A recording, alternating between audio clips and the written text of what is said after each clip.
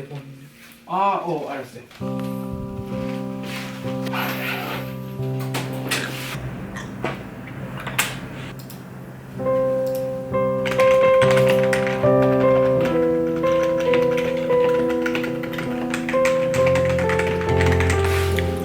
경태가 그 고강 올려놨어. 네.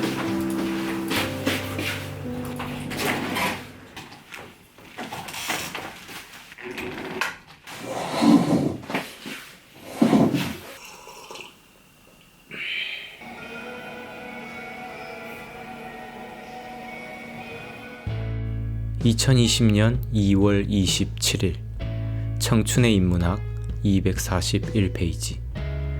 너무 강력하기 때문에 유혹이다. 유혹과 자신의 마음을 울리는 진실한 목소리를 가려내야 한다. 진실의 목소리는 무시하면 안 된다.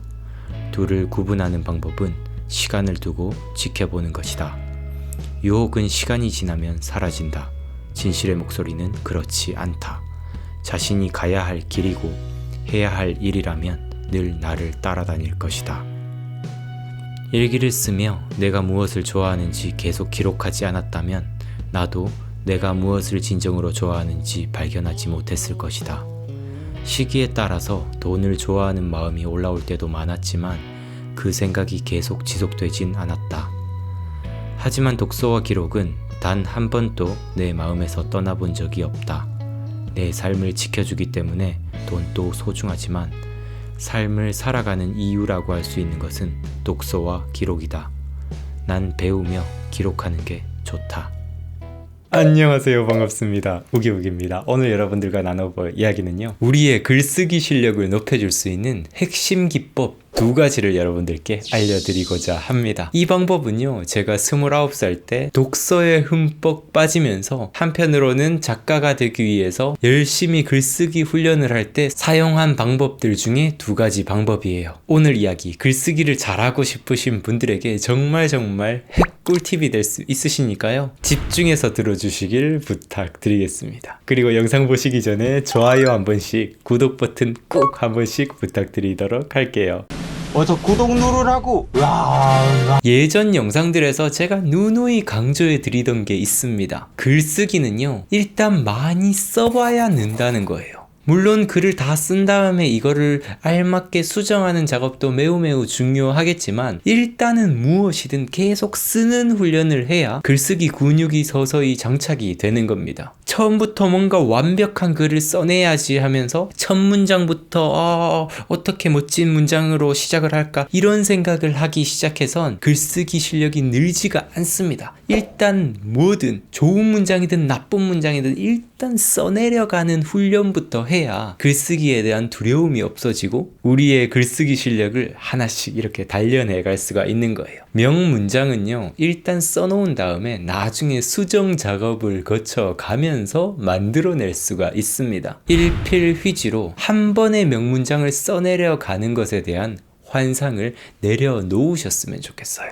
자, 그래서 오늘은요, 글쓰기 근육을 길러줄 수 있는 핵심 기법 2가지인데요. 첫 번째는 내 기억 불러내기이고요. 두 번째는 주의 관찰하기입니다. 이 2가지 방법을 어떻게 하는지 제가 29살 때 혼자서 글쓰기 작가 수업을 하면서 열심히 적었었던 사례를 통해서 한번 방법을 들여다보도록 하겠습니다. 짜잔! 이게 제 29살 때 열심히 쓰던 일기장 중에 한 가지입니다. 그때 29살 때 제가 일기장을 3권에서 4권 정도 썼었는데 이 일기장에 2016년 10월 8일이에요. 기억 불러내기 기법을 사용해서 쓴 글이 있습니다. 자, 간단하게 방법을 설명해 드리면요, 그냥 과거의 기억들 중에서 아무거나 일단 불러와서 거기에 대한 글을 그냥 써보는 거예요. 절대 여러분들 좋은 문장을 쓰려는 게 아닙니다. 글은 일단 써놓고 나중에 수정을 해서 명문장으로 만들어가는 거지 처음부터 좋은 문장을 쓰는 게 아니에요. 지금은 기억에 집중해야 됩니다. 그냥 기억나는 대로 일단은 그냥 계속 써내려가는 게 핵심입니다. 그런 식으로 제가 글을 써내려간 게 있어요. 2016년 10월 8일 오후 4시 58분 기억 불러내기. 22살 때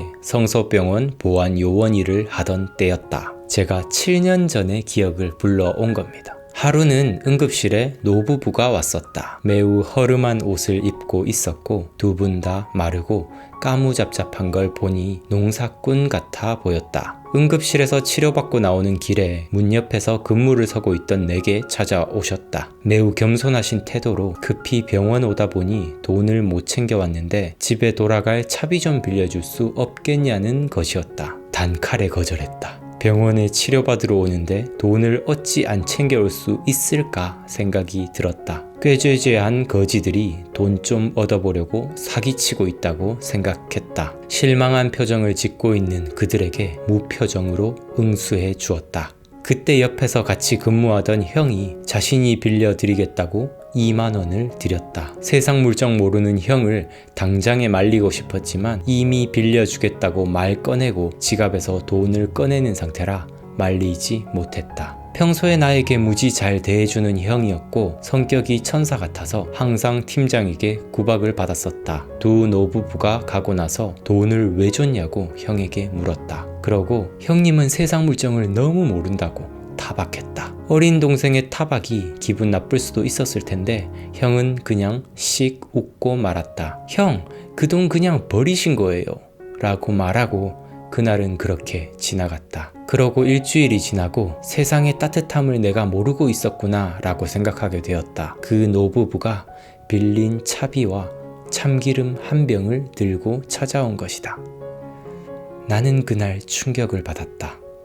내가 보고 있던 세상이 그렇게 차가운 곳만은 아니었다는 깨달음이었다. 그런데 그때 당시에 나는 놀라움은 있었지만 큰 부끄러움은 못 느꼈었다. 이제서야 그때를 돌아보며 부끄러움을 느낀다. 세상을 그저 삐딱하게만 보고 있던 나 자신이 한심하다. 참 다행인 것은 그런 일을 겪었고 그 일을 기억하고 있다는 것이다.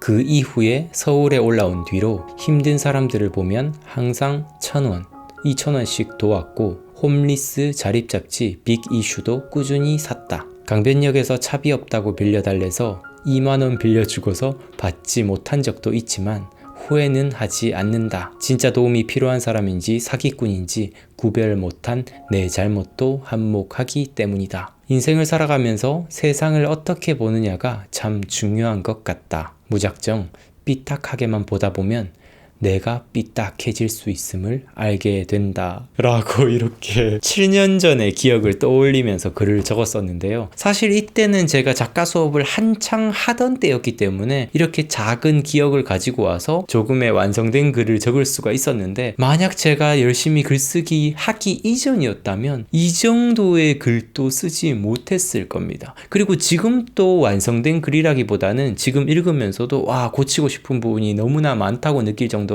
부족함을 느끼는데요. 이렇게 일단 써내려가는 게 정말 중요해요. 기억이 나는 대로 일단 써보고 내가 그걸 통해서 느꼈던 점을 써보고 그때 당시에 과거에 느꼈던 생각은 어떠했고 지금 내가 느끼는 생각은 어떠하고 이런 생각나는 그대로를 다 적어보는 겁니다. 이렇게 글을 적은 다음에 여러분들이 만약에 이걸 이제 남들과 나누고 싶은 어떤 컨텐츠로 만들고 싶으면 그때 조금 더 다듬기 시작하는 거예요. 자, 이게 바로 기억 불러내기 기법인데요. 글쓰기 근육을 키우기 위해서는, 즉 우리의 글쓰기 실력을 높이기 위해서는 글을 많이 쓰는 게 중요하잖아요. 글을 많이 쓰는 게 중요한데 많은 글을 쓰기 위해서는 재료 또한 중요해지게 됩니다. 제가 평소에 독서를 하면서 좋았던 문장들을 따로 필사를 하고 그 필사한 내용 아래에다가 저의 생각들을 이렇게 적는 방법, 이런 초서 독서법을 활용을 하는 건 독서를 통해서 계속 글쓰기 재료들을 만나는 것과 똑같습니다. 책 속에서 재료를 가지고 올 수도 있는 거고요. 오늘같이 나의 기억 속에서 글쓰기 재료를 가지고 오는 거예요. 여러분들의 어렸을 때의 기억도 좋고요. 다 큰 다음의 기억도 좋습니다. 그런 기억들을 또 하나하나 차곡차곡 모으게 되면요. 나중에는 여러분들의 자서전이 만들어지기도 하겠죠. 글은 이렇게 뭔가 완벽한 책의 형태를 상상하고 만들어가는 것이 아니고요. 여러분들의 일상 속에서 아주 작은 재료일지라도 매일매일 쓰면서 글쓰기 실력을 키워가고 내가 썼던 글 중에서 다시 다듬고 싶은 부분이 있으면 다시 열심히 수정을 하면 하면서 조금씩 완성된 컨텐츠로 만들어가는 거예요. 자, 그리고 두 번째 기법, 외부 관찰하기 기법입니다. 제 일기장에는요, 하루가 지나서 2016년 10월 9일이에요. 오전 9시 32분입니다. 외부 모으기 관찰이라고 제목을 적어놨고요. 제가 적은 기록을 먼저 읽어드리고 방법을 알려드리도록 할게요. 책상 위에 많은 물건들이 올려져 있다. 노트북, 키보드, 연필꽂이, 1년 이상 사용해보지 않았던 볼펜, 항상 쓰는 볼펜, 그림 연습 때 쓰는 사비 연필, 어제 글쓰기 연습했던 연습장, 그 연습장에 그려져 있는 가나 다라 삐뚤삐뚤 글씨들, 커피가 가득한 칠이 벗겨진 스타벅스 텀블러, 1년에 한 번 뿌릴까 말까 한 스프레이, 덜 먹은 홍삼병은 옆으로 놓여져 있다. 여러가지 형광펜들이 필통에서 빠져나와 마우스 양쪽으로 널브러져 있다. 벽에 붙은 포스트잇, 의자에 앉아 펜을 움직이고 있는 손승욱, 창으로는 가을 아침 햇살이 뚫고 들어오고 새의 지저귀이 내 귀에 와닿는다. 저 멀리 도로에 오토바이 소리가 지나가고 노트북에선 미세하게 찌리릿 찌리릿 주절주절한다. 몇 분 사이에 구름이 비켜갔는지 햇살이 더 밝아졌다. 창에 벌집 모양을 확대해 놓은 듯한 무늬처럼 그림자가 비친다. 쇠창살을 통과하지 못한 빛은 반사되어 돌아가고 어둡고 남은 부분이 그림을 그린다. 라고 이렇게 약간은 감성적이기도 한 글을 적었는데요. 지금 이 내용을 보셔서 아시겠지만 제가 그때 빡빡이 시절 열심히 작가 수업을 하던 그 시기에 주위에 있는 제 방의 모습들을 묘사를 한 겁니다. 아주 작은 사물 하나하나들까지도 적기도 했고요. 그리고 약간 제3자의 입장에서 글을 쓰고 있는 저의 모습을 이렇게 적기도 했고요. 생각나는 대로 이것저것 시도를 하면서 글을 적은 건데요. 지금 내 주위에 벌어지고 있는 모든 모습들을 글로 풀어내보는 겁니다. 처음에는 이게 쉽지가 않아요. 근데 이것도 계속 하다 보면요, 자연 경관을 묘사한다든지 아니면 소설을 쓸 때도 어떤 모습들을 상상을 하면서 그 상상 속에 있는 모습들을 더욱더 구체적으로 묘사하는데 아주 탁월한 능력을 길러줄 수가 있어요. 게다가 이런 식으로 자꾸 적다 보면 나의 일상의 일기조차도 조금 더 의미 있게 재미나게 기록을 할 수 있는 거니까 일석이조가 되겠죠. 이런 식으로 내 주위의 사물들을 나의 글감으로 만드는 겁니다. 표현하면 할수록 글쓰기 근육이 점점 더 길러지는 거니까요. 앞으로 여러분들이 어떤 글을 쓰시든 조금 더 세련되게 글을 쓸 수 있게끔 훈련할 수가 있는 거죠. 처음부터 뭔가 멋지게 이 사물들을 묘사해 봐야겠다 이런 생각은 하지 않으셨으면 좋겠어요. 물론 시도는 좋습니다. 하지만 혹시 두려움이 느껴지고 뭔가 이걸 어떻게 멋있게 묘사를 해볼까 하다가 너무 어려워 이렇게 생각하게 된다면 오히려 글쓰기 근육을 기를 수가 없게 되는 거니까요. 그냥 자연스럽게 나는 지금 노트를 쓰고 있다. 내가 앉은 자리는 책상 앞이다. 뭐 이런 식으로 진짜 그냥 간단한 것부터 일단 적어보는 겁니다. 그리고 이런 글들이 자꾸 반복되면 반복될수록 자신만의 문체가 생겨나기 시작하고 우리들의 글이 서서히 발전되기 시작하는 겁니다. 네, 오늘 두 가지 알려드렸어요. 첫 번째, 나의 기억 불러내기고요. 두 번째는 외부 관찰하기입니다. 이 두 가지 기법을 사용해서요, 여러분들의 글쓰기 근육을 높여줄 수 있는 훈련을 해보시고요. 저는 또 다른 영상에서 또 다른 기법을 또 가지고 와서 여러분들께 글쓰기 실력을 높일 수 있는 방법을 알려드리도록 하겠습니다. 네, 오늘의 이야기는 여기까지예요. 오늘 영상이 유익하셨다면요, 좋아요, 구독 버튼 꾹 눌러주시고요. 알림 설정까지 해주시면 앞으로도 독서와 기록에 관련된 재미있고 유익한 이야기들 계속해서 받아보실 수 있으실 겁니다. 감사합니다. 성장하는 방송, 성장에 관한 방송 우기부기TV 손승욱이었습니다. 뿅! 야, 오늘은 비빔밥! 영진아, 거기 그 버너 좀 주라. 그렇죠. 삼겹살 좀 주라. 오늘의 메뉴 삼겹살! 화장실! 뭐야? 아니, 영진이가 썼어요. 맞아요.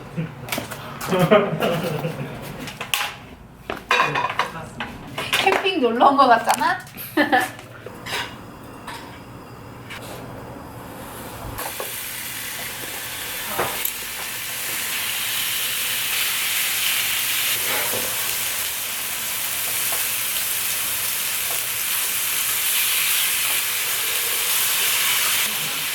대박!